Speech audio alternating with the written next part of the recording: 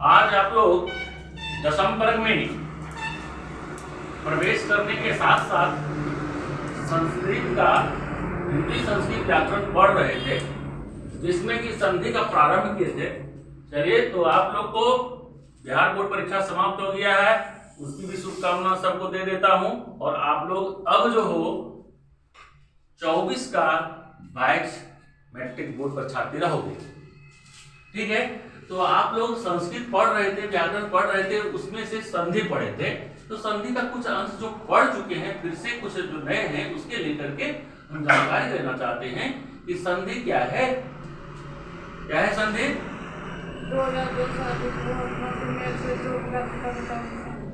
बात है, संधि कहते हो गया। संधि कितने प्रकार के? स्वर संधि, व्यंजन संधि, विसर्ग संधि।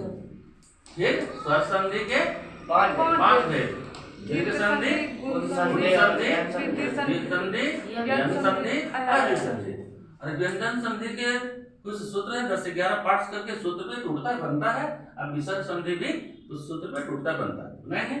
तो स्वर संधि का हम जो लिए थे, जिसमें कि आप दीर्घ संधि पढ़ चुके हो, गुण संधि पढ़ चुके हो, वृद्धि संधि पढ़ चुके हो, आज यन संधि पढ़ने जा रहे हो। तो यन संधि में आपने लिया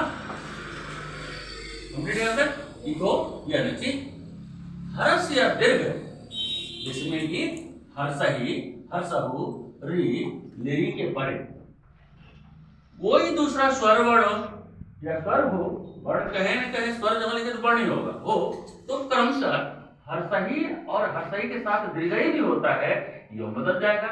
हर्षहु, हर्षहु के साथ दीर्घ भी होगा, वो बदल जाएगा।